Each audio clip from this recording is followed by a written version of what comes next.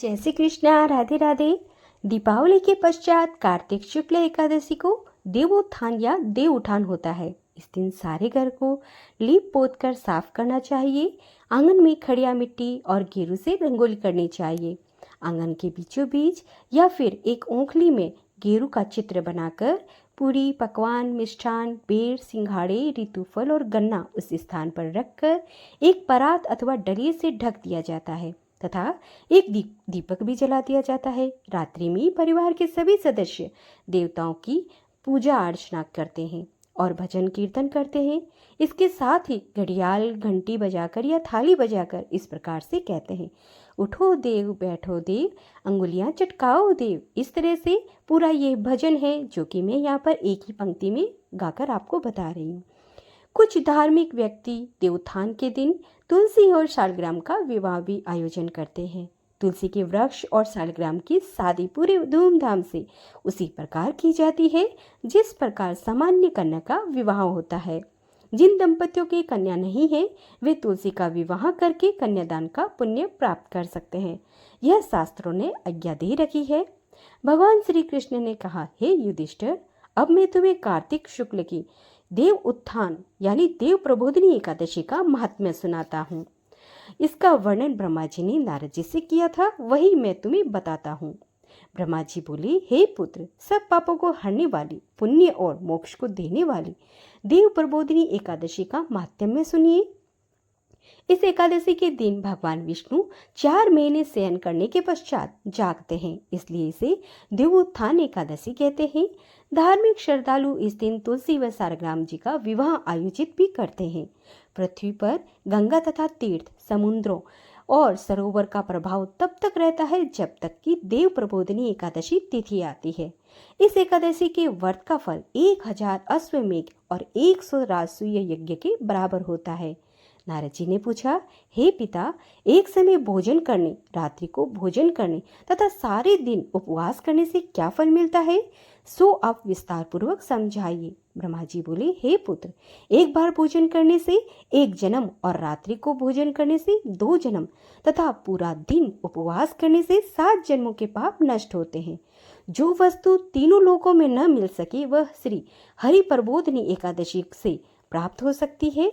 इस एकादशी के प्रभाव से मेरु तथा मंदराचल के समान भारी पाप भी नष्ट हो जाते हैं और अनेक जन्मों के पाप भी क्षण भर में भस्म हो जाते हैं। इस प्रबोधिनी एकादशी का विधि पूर्वक व्रत करने से मनुष्य को ऐश्वर्य, संपत्ति, राज्य का वैभव प्राप्त होता है। उनके प्रेत नरक के दुखों को छुटकारा पाकर देवलोक को चले जाते हैं। विधि पूर्वक थोड़ा सा पुण्य कर्म अनंत फल देता है, परंतु विधि रहित व्रत चाहे कितना भी अधिक क्यों न हो जाए, उसका फल कुछ नहीं मिलता। संध्या न करने वाली नास्तिक, वेद निंदक, धर्मशास्त्र को दूषित करने वाली मूर्ख, पाप कर्मों में सदैव रहने वाले, धोखा देने वाले, पर स्त्री गमन करने वाले, इन सब मनुष्य के शरीर में धर्म नहीं रहता। जो विधवा अथवा सधवा ब्राह्मणी से भोग करते हैं वे अपने कुल सहित सब कुछ को नष्ट कर देते हैं। परगामी स्त्री की संतान नहीं होती है, उसके पूर्व जन्म के संचित सब अच्छे कर्म भी नष्ट हो जाते हैं।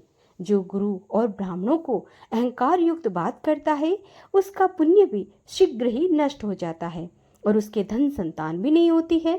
भ्रष्टाचार करने वाले, चंडाली से भोग करने वाले, दुष्ट की सेवा करने वाला और जो नीच मनुष्य की सेवा करते हैं या संगति करते हैं, यह सब पाप हरि प्रबोधिनी के व्रत से नष्ट हो जाते हैं।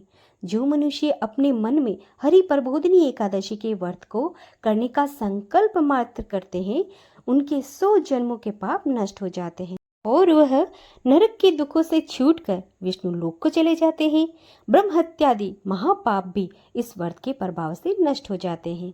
जो फल समस्त तीर्थ में स्नान करने से, गो, स्वर्ण तथा भूमि का दान करने से होता है, वही फल देव प्रबोधिनी एकादशी की रात्रि को जागरण से मिलता है। हे मुनि शार्दुल, इस संसार में उसी मनुष्य का जीवन सफल है जिसने हरि प्रबोधिनी एकादशी का व्रत किया है। इस संसार में जितने भी तीर्थ हैं उन सब के स्नान, दान आदि का फल इस व्रत से मिलता है। अतः और सब कर्मों को त्याग कर भगवान के प्रश्नार्थ कार्तिक शुक्ल हरि प्रबोधिनी एकादशी का व्रत करना चाहिए। जो व्यक्ति इस एकादशी के व्रत को करता है वही ज्ञानी, तपस्वी तथा जितेंद्रिय है और उसी को भोग तथा मोक्ष प्राप्त होता है, क्योंकि यह भगवान विष्णु को अत्यंत ही प्रिय, मोक्ष के द्वार को बताने वाली तथा उनके तत्व का ज्ञान देने वाली है। इसका एक ही बार व्रत करने से मनुष्य मोक्ष का अधिकारी हो जाता है। मन, क्रम, वचन तीनों प्रकार के पाप इस रात्रि को केवल जागरण करने से नष्ट हो जाते हैं। हरि प्रबोधिनी के दिन जो मनुष्य भगवान के प्रश्नार्थ स्नान, दान, तप व यज्ञ आदि करते हैं वह अक्षय पुण्य की प्राप्ति पाते हैं। हरि प्रबोधिनी एकादशी के दिन व्रत करने से मनुष्य के बाल, यौवन तथा वृद्धावस्था में किए गए समस्त पाप नष्ट हो जाते हैं। इस एकादशी का रात्रि में जागरण का फल सूर्य चंद्र ग्रहण के समय स्नान करने से 1000 भी अधिक गुना होता है। अतः हे नारद, तुमको यह भी विधि पूर्वक यत्न के साथ इस व्रत को करना चाहिए। जो कार्तिक मास में धर्मपरायण होकर अन्न नहीं खाते उन्हें चंद्रायण व्रत का फल प्राप्त होता है। कार्तिक मास में भगवान दानादि से इतने प्रसन्न नहीं रहते जितने कि शास्त्रों की कथा को सुनने से होते हैं। कार्तिक मास में जो मनुष्य भगवान विष्णु की कथा या एक या आधा श्लोक भी पढ़ते हैं, सुनते या सुनाते हैं, उन्हें 100 गोदान का फल प्राप्त होता है। अतः अन्य सब कर्मों को छोड़कर कार्तिक मास में कथा पढ़नी या सुननी चाहिए। जो कल्याण के लिए कार्तिक मास में हरि की कथा कहते हैं वे सारे कुटुंब का क्षण मात्र में ही उद्धार कर देते हैं। जो नियम पूर्वक हरि कथा सुनते हैं वे 1000 गोदान का फल पाते हैं। भगवान विष्णु के जागने के दिन जो भगवान की कथा सुनते हैं वे 7 दीपों के समेत पृथ्वी के दान का फल पाते हैं। जो मनुष्य भगवान की कथा को सुनकर कथा के वाचक को अपने सामर्थ्य के अनुसार दक्षिणा देते हैं उनको सनातन का लोक मिलता है। ब्रह्मा जी की यह बात सुनकर नारद मुनि ने कहा, हे भगवान, एकादशी के व्रत की विधि क्या है? कैसा व्रत करने से क्या फल मिलता है? वह भी हमें विस्तार पूर्वक समझाइए। ब्रह्मा जी कहने लगे, हे नारद, ब्रह्म मुहूर्त में 2 घड़ी रात्रि रह जाए तब उठकर शौच आदि से निवृत्त होकर दंत धावन आदि करें। उसके बाद नदी, तालाब, कुआं, बावड़ी या घर में ही स्नान आदि करें। फिर भगवान की पूजा करके कथा सुने और व्रत करने का नियम ग्रहण करना चाहिए। उस समय भगवान से विनय करे, हे भगवान, आज मैं निराहार रहकर व्रत करूंगा तथा दूसरे दिन द्वादशी को भोजन करूंगा। आप मेरी रक्षा कीजिए। तत्पश्चात भक्ति भाव से व्रत करे तथा रात्रि में जागरण करके भगवान की आगे नृत्य गीतादि करना चाहिए। प्रबोधिनी एकादशी के दिन लोभ को त्याग कर पुष्प, फल, अगरबत्ती, धूप आदि से भगवान का पूजन करना चाहिए। संग के जल से भगवान को अर्घ दें। इसका फल समस्त तीर्थों से करोड़ों गुना होता है। हे मुनि श्रेष्ठ, जो मनुष्य दिव्य अगस्त के पुष्प से भगवान का पूजन करते हैं उनके आगे इंद्र भी हाथ जोड़ता है। तपस्या करके संतुष्ट होने पर हरि भगवान वह फल नहीं देते जो अगस्त्य के पुष्पों से अलंकृत करने से दे देते हैं। जो कार्तिक मास में बेल पत्र से भगवान की पूजा करते हैं वे मुक्ति को प्राप्त होते हैं।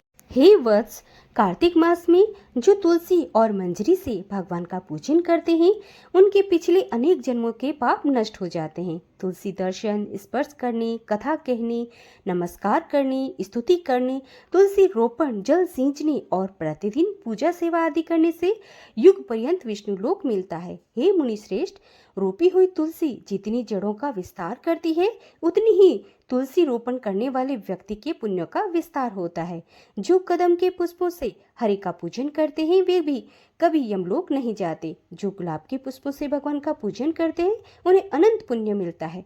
जो वकुल और अशोक के फूलों से भगवान का पूजन करते हैं उन्हें सूर्य चंद्रमा के रहने तक किसी प्रकार का दुख नहीं होता। जो मनुष्य सफेद या लाल कनेर के पुष्पों से भगवान का पूजन करते हैं उन पर भगवान अत्यंत प्रसन्न रहते हैं। जो दूब के अंकुरों से भगवान का पूजन करते हैं वह 100 गुना पुण्य पाते हैं। जो समी के पत्र से भगवान का पूजन करते हैं उनको यमराज से छुटकारा मिल जाता है। जो वर्षा ऋतु में भगवान का चंपा के फूलों से पूजन करते हैं उनको पुनर्जन्म से मुक्ति मिल जाती है। जो मनुष्य केतकी का पुष्प भगवान को चढ़ाते हैं उनके करोड़ों जन्म के पाप नष्ट हो जाते हैं। जो पीले रक्त वर्ण के कमल के पुष्पों से भगवान का पूजन करते हैं उनके श्वेत दीप में स्थान मिलता है। इस प्रकार रात्रि को भगवान का पूजन कर प्रातः होने पर जल्दी से उठकर नदी में जाएं और स्नान करें। जब तथा प्रातः काल के कर्म करके घर पर आकर विधि पूर्वक भगवान केशव का पूजन करें। व्रत की समाप्ति पर विद्वान ब्राह्मणों को भोजन कराएं, दक्षिणा देकर क्षमा याचना करें। इसके पश्चात भोजन, गो दक्षिणा देकर गुरु का पूजन करें। ब्राह्मणों को दक्षिणा देवी और जो चीज व्रत के आरंभ में छोड़ने का निश्चय किया था वह ब्राह्मणों को दे दे। रात्रि में भोजन करने वाला मनुष्य ब्राह्मणों को भोजन कराए। स्वर्ण सहित बैल आदि का दान करे। आंवले से स्नान करने वाले मनुष्य को दही और शहद का दान करना चाहिए। जो मनुष्य फलों का त्यागते हैं वह फल दान करे। तेल छोड़ने वाले घृत तथा घृत छोड़ने वाले दूध, अन्न छोड़ने वाले चावल का दान करते हैं। जो भूमि शयन का व्रत लेते हैं उनको सैया दान तथा तुलसी सब सम्मिलित सामग्री देनी चाहिए। पत्ते पर भोजन करने वालों को श्रवण का पत्ता घृत सहित देना चाहिए। मौन व्रत धारण करने वालों को ब्राह्मण और ब्राह्मणी को घृत तथा मिठाई का भोजन कराना चाहिए। बाल रखने वाले को दर्पण, जूता छोड़ने वालों को एक जोड़ी जूता, नमक त्यागने वालों को शक्कर दान जरूर करनी चाहिए। मंदिर में दीपक जलाने वाले को तथा नियम लेने वाले को व्रत की समाप्ति पर ताम्र अथवा स्वर्ण के पत्र पर घृत और बत्ती रखकर विष्णु भक्त ब्राह्मण को दान देना चाहिए। एकांत व्रत में 8 कलश वस्त्र और स्वर्ण से अलंकृत करके दान देना चाहिए। यदि यह भी न हो सके तो इनके अभाव में ब्राह्मणों को सत्कार शव व्रतों की सिद्धि देने वाला कहा गया है। इस प्रकार ब्राह्मण को प्रणाम करके विदा करें। इसके पश्चात स्वयं भी भोजन करें। जिन वस्तुओं को चतुर्मास में छोड़ा हो उन वस्तुओं की समाप्ति करें अर्थात ग्रहण करने लग जाएं। हे राजन, जो बुद्धिमान इस प्रकार विधि पूर्वक व्रत करते हैं उन्हें अनंत फल मिलता है और वह अंत में स्वर्ग को चले जाते हैं। जो मनुष्य चतुर्मास में निर्विघ्न समाप्त करते हैं वे कृतकृत्य हो जाते हैं और फिर संसार में जन्म नहीं लेते। यदि व्रत भ्रष्ट हो जाए तो व्रत करने वाला अंधा या कोढ़ी हो जाता है। भगवान कृष्ण ने कहा कि हे राजन, जो तुमने पूछा वह मैंने बतलाया है। इस कथा को पढ़ने अथवा सुनने से गोदान का फल प्राप्त होता है। तो भक्तों, यहाँ पर प्रबोधिनी या देव उठनी एकादशी की व्रत कथा का समापन होता है। हरे कृष्णा, राधे राधे। आप सभी को देव उठनी एकादशी की तुलसी विवाह की हार्दिक शुभकामनाएं। श्री कृष्ण गोविंदे हरे मुरारी, हे नाथ नारायण वासुदेवा। श्री कृष्ण गोविंदे हरे मुरारी, हे नाथ नारायण वासुदेवा। जय जय नारायणी नारायणी नारायणी, लक्ष्मी नारायणी नारायणी नारायणी, स्वामी नारायणी नारायणी नारायणी। जय जय नारायणी नारायणी नारायणी। हरे कृष्णा, राधे राधे।